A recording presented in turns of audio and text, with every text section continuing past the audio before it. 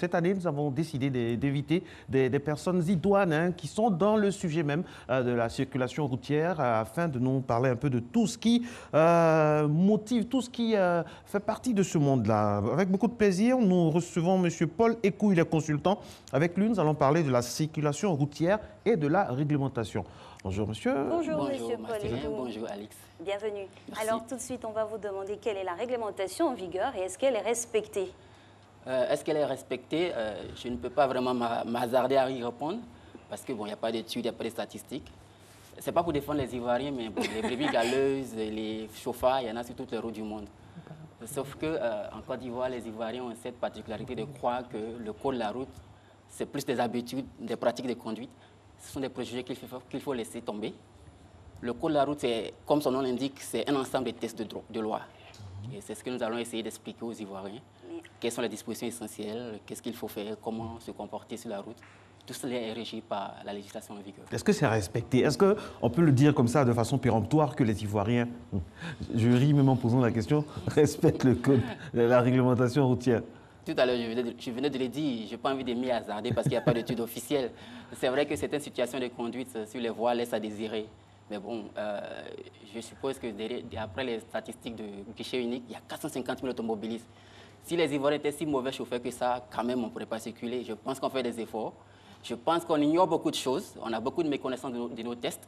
Mais bon, Dieu merci, le code de la route est universel et que certaines pratiques ne sont pas forcément contraires à la loi. Voilà. Alors, tablons justement sur ces textes. Qu'est-ce qu'ils disent?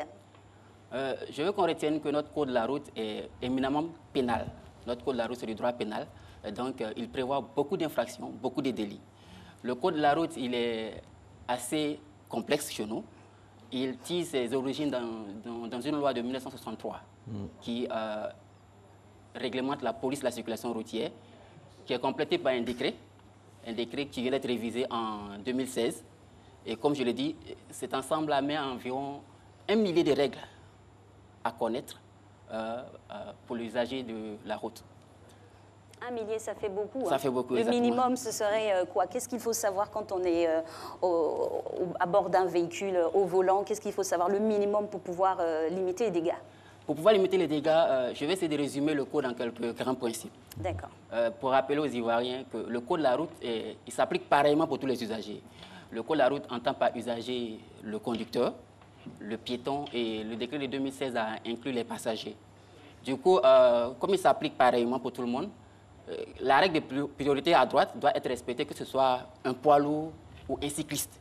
C'est que les Ivoiriens ont tendance à ignorer. Ah oui, je ça ne franchement, me fais pas dire. Hein. Ah oui. on est tous coupables. Le cycliste, il est autant usager de la route. Il est même conducteur selon la définition du code. C'est pareil pour le charretier, ça me fait rire quand on le dit, mais le charretier aussi est usager de la route. Il conduit un véhicule qui n'est pas un véhicule à moteur selon le code, mais c'est un véhicule et il a donc droit au respect de ces règles-là aussi. Le code s'applique pareillement, ça veut dire aussi qu'il n'y a pas de code pour un village, pour une ville. Ça s'applique pareillement. Ça s'applique à tout type de véhicule, selon les caractéristiques bien évidemment. C'est ce qu'il faut retenir. Il faut aussi retenir que le code de la route prévoit beaucoup d'infractions, beaucoup de délits. Donc chaque fois qu'on essaie de ne pas respecter le code, on s'est conduit un peu, bon, excusez-moi de le dire, comme un délinquant. Donc il faut faire vraiment attention à ne pas se faire prendre au piège des délits et des infractions. Parlons aussi d'une donnée qui vient de façon récurrente. Hein. L'incivisme, la politesse, tout ça au volant. Est-ce que c'est respecté dans nos pays, dans notre pays, la Côte d'Ivoire? Je vous vois venir. J'espère qu'on n'allait pas parler de galanterie envers les femmes. Parce que l'incivisme ou la galanterie, c'est peut-être faciliter la conduite pour l'usager qui est en face de nous. Il n'est pas toujours évident de prétendre respecter les règles du code de la route. Les règles de priorité à droite peuvent être remises en cause par les situations d'embouteillage, par les situations de difficultés, des accidents sur la route. Par moment, il faut faire un peu preuve de gentillesse et de permettre à l'autre, s'il n'a pas la priorité, de passer, soit pour fluidifier la circulation. Monsieur Écou, soyons réalistes. Gentillesse dans la circulation, Abidjan, pour parler de façon triviale. Abidjan ici, là, gentillesse? Ce qu'on oublie, c'est que la situation de conduite est très stressante. Hein. On oublie. Les études ont montré que ça fait monter beaucoup de testostérone. Ça stresse beaucoup et que, bon, il n'est pas toujours évident de garder son sang-froid. Donc, je ne vais pas vraiment dire qu'on est gentil. Alors, qui est plus nerveux, les hommes ou les femmes? Vous allez poser la question. À qui? Ben, je pense que selon certaines statistiques, les femmes sont moins hystériques au volant que... Pardon? Merci, monsieur. Pardon? Que dans d'autres situations, je veux dire. Que dans d'autres situations, Ça dépend de la La situation. plupart des bagarres sont générées par des hommes. La plupart des manquements des codes de la route sont générés par des nervosités et les hommes... Masculines. Reconnaissez et prenez Je suis un l'engagement homme, de mais je le changer. dis, c'est à corps défendant que je dois le dire. Mais bon, je reconnais que je dis moins hystérique en situation de conduite qu'ailleurs. Et je ne dis pas qu'ils ne sont pas toujours... Voilà. Alors, parlons toujours de réglementation. Vous disiez à l'instant qu'elle n'est pas tellement suivie. La faute à qui, on a envie de se dire? C'est les moniteurs d'auto-école ou bien ce sont les conducteurs eux-mêmes qui font fi de tout ce qu'ils ont appris? La faute est à plusieurs niveaux. Depuis nos autorités publiques, qui sont aussi des acteurs qui interviennent dans la circulation routière, le code indique qui est autorité publique. Il s'agit soit du ministère en charge des transports, il s'agit également des autorités municipales qui ont laissé faire qui ont toléré certaines pratiques, qui ont faussé un peu la réglementation.